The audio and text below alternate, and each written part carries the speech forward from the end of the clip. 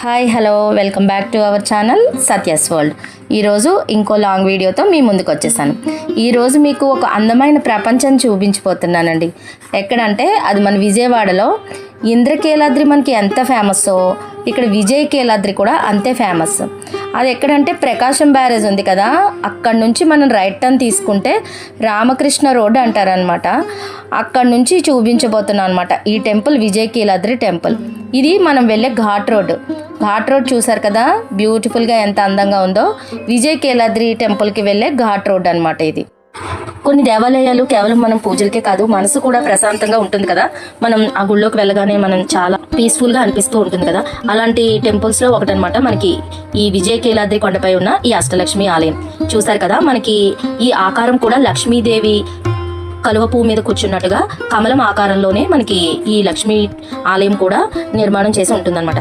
చుట్టూరు ప్రకృతి, ఆధ్యాత్మిక శాంతిని కూడా మనం గమనిస్తూ ఉంటాం. అంటే మనకి ఇక్కడ ఓన్లీ ఒక గుడికి రాగానే మనకి ఎలా ఉంటుందంటే అట్మాస్ఫియరు, చుట్టూరు ప్రకృతి అందాలు, ఆధ్యాత్మిక ప్రశాంతత, మనస్సులో ప్రశాంతత, లక్ష్మీదేవి 8 దివ్య రూపాల దర్శనం. ఇంకేం కావాలండి మనకి?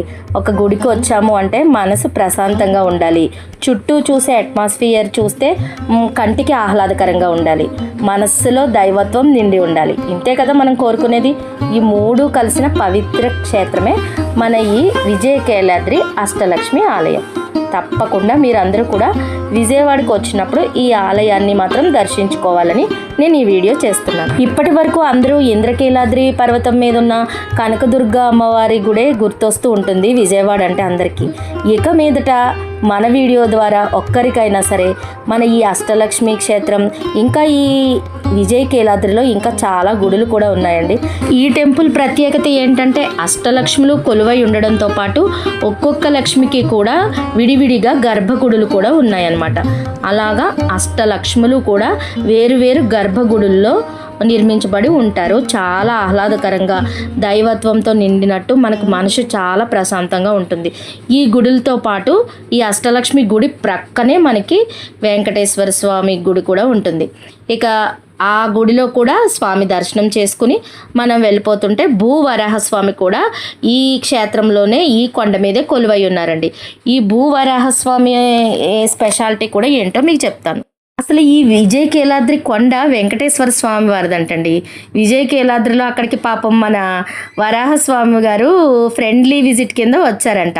ఆ వచ్చిన తర్వాత ఏమో వెంకటేశ్వర స్వామి గారి కంటే కూడా మన వరాహస్వామి డామినేట్ చేసేసి ఫేమస్ అయిపోయారంట. ఎందుకంటే వెంకటేశ్వర స్వామి వారిని సేవించుకోవడానికి వచ్చిన భక్తుల కంటే కూడా వరాహస్వామి వారిని సేవించుకునే వారి సంఖ్య పెరిగిపోతుందంట. ఎందుకంటే మనకి ఇక్కడ వరాహస్వామి వారి స్పెషాలిటీ ఈయన్ని దర్శించుకుంటే ఆస్తి తగాదాల సమస్యలు అక్కడికి వెళ్ళి మొక్కుకుంటే తీరిపోతున్నాయంట. ఇది వరాహస్వామి వారి మహత్యం. ఇప్పుడు ఈ రోజుల్లో అందరికీ ఆ ఆస్తుపాస్తుల తగాదాలే కదా మెయిన్ ఇంపార్టెంట్ సమస్యలు అయిపోయినాయి. సో అందువల్ల వరాహస్వామి వారు ఈ విజయకీలాద్రిలో బాగా ఫేమస్ అయిపోయారంట. చూసారు కదా, నాకు తెలిసిన పరిధిలో తెలుసుకున్న విషయాలు మీ అందరితో షేర్ చేసుకున్నానని అనుకుంటున్నాను. ఈసారి ఇంద్రకీలాద్రి మీద ఉన్న దుర్గమ్మ వారితో పాటు విజయకీలాద్రి మీద ఉన్న ఈ గుడులన్నీ కూడా దర్శించుకొని మంచి అనుభూతిని పొందాలని మనస్ఫూర్తిగా కోరుకుంటున్నాను. మరి ఈ వీడియో మీకు నచ్చినట్లయితే లైక్ చేసి షేర్ చేయండి. మన ఛానల్ని ఫస్ట్ టైం చూస్తున్నట్లయితే సబ్స్క్రైబ్ చేసి మర్చిపోవద్దు. Thank you for watching.